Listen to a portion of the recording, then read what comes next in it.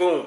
Hey internet's clothing brand mentor, Jon Phenom, and I've been wanting to do this video for a while. I'm a huge fan of Matt Tran, YouTuber that has a channel called Engineer Truth, and he does this for his channel where he talks about business, career, from a very candid perspective of an ex-engineer. You got big shout out to Matt Tran.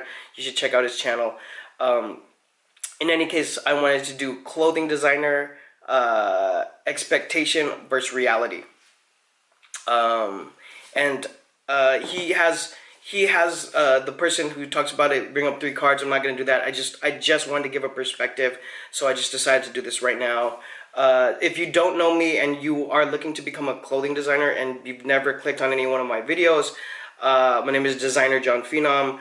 I've been in apparel since 2000 professionally. So started as a designer, and then last position I held at a company was brand director, where I was running the entire men's casual ready-to-wear brand for my boss, who owns 8 lines, a millionaire in fashion, multi-millionaire in fashion. In any case, so I wanted to contrast what I thought becoming a clothing designer would be as to what it actually was. And just again for reference, as I'm recording this, over 18 years in fashion, worked in several companies in-house, way more companies that I've consulted, done freelance with. So I'm giving you a well-rounded perspective of becoming a clothing designer, because when I was 18, all I wanted to do was become a clothing designer. Is the only thing I thought of.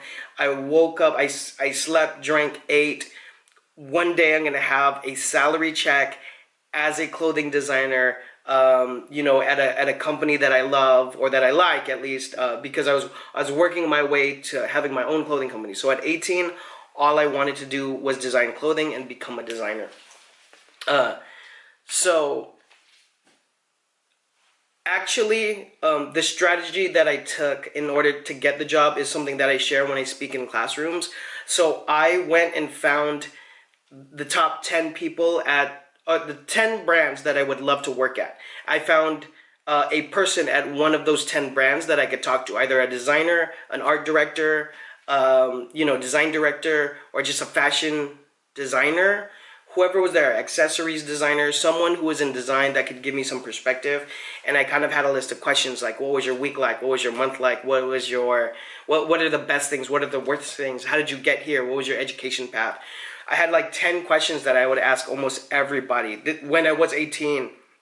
And mind you, when I was 18, I kind of started hustling a t-shirt line and selling it out of my trunk. I wanted it so badly.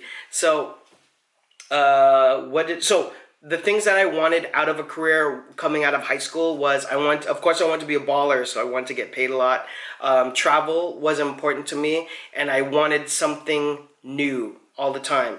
You know, I'm definitely, math and science was not a strength of mine in school. So you know, the idea of being an accountant is probably like the worst idea of a job for me.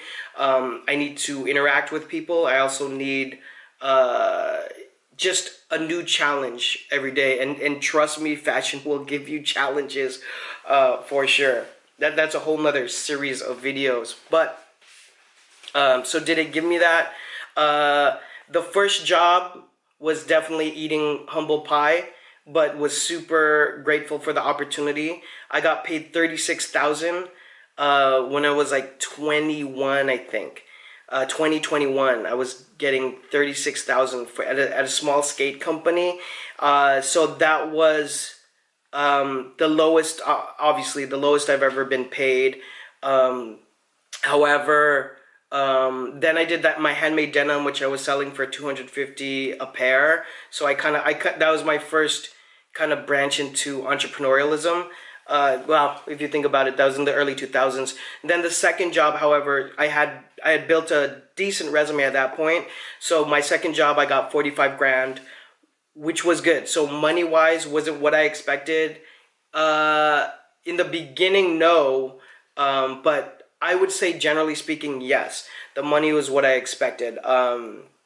You know, definitely jumped up in salary once I got into senior men's design. My salary was in and around $75,000. which is really good. Really good. A lot of hard hours though. A lot of long hours for sure. So I would say that. Did I get something new? Let's talk about that part. The actual work experience. Um, it's not. I don't know what I thought it was gonna be like. Actually, I just knew I wanted to do it, but there's a lot of tech packing. So I know Adobe Suite in and out. Illustrator is like my best friend. So you do. I wish I had a count for how many hours I spent behind Adobe Illustrator. But even as a director, when I'm going through other designers' tech packs, um, but yeah, I mean as long as you know your programs and you know your keyboard commands and you can if you can execute your designs very quickly, yes, it's pretty much what I expected. It is pretty fun, I guess, because it's creative. But is there anything that I hate? I think, and this comes down to management. That there's a lot of unnecessary meetings or meetings where certain people are held unnecessarily, where you could just go ahead and get to work. So I think that has to do with more of efficiency within the company. But fashion is notorious for not having best practices. So I would say that part is frustrating. I mean, I tell everybody you're gonna have a job where you have an idiot manager and you don't know how they got to that position, whether it's favoritism or just a weird chain of events. They were the best person there left type of thing. Who knows? But I can weigh in on that because I've been a director and I've shared my philosophy before. But there's wildly, I mean, bad management out there. So dealing with the politics inside of office, I would say that's the hardest thing. So it has nothing to do with creativity. The crappiest part is just dealing with people with a horrible attitude, and especially if they have leadership possibility, like they have some sort of power over you or a department. That's the worst thing about the job. And then the third thing, because I skipped over, was travel. Travel was important to me. Have I traveled? Yes. Philippines. I've been to Shanghai, which is in northern China. I've been to Guangzhou a ton of times. That's a big production town. Canton Fair, if your company goes to the worldwide Canton Fair that happens in Guangzhou. So I've been there, southern China. I've been to Guangdong in southern China, and then they say Hong Kong. Hong Kong, I know. Oh my goodness, I spent 6 weeks there at one point. In the Philippines, did I say Philippines? So I've been there for work. Also, New York, I've been to for domestic production, and these are through different companies.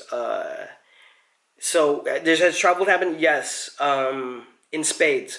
So yeah, if you're wanting to be a designer, I hope that helps. Has it been everything creatively? Yes.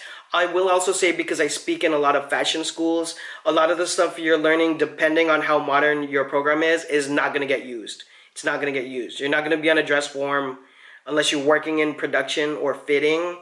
You're going to be behind a computer. So that's a quick note that there's another video there for fashion school students. But if you're wanting to become a designer, I hope that gives you some idea of what I thought from the clothing, what reality, or from my expectation versus the reality.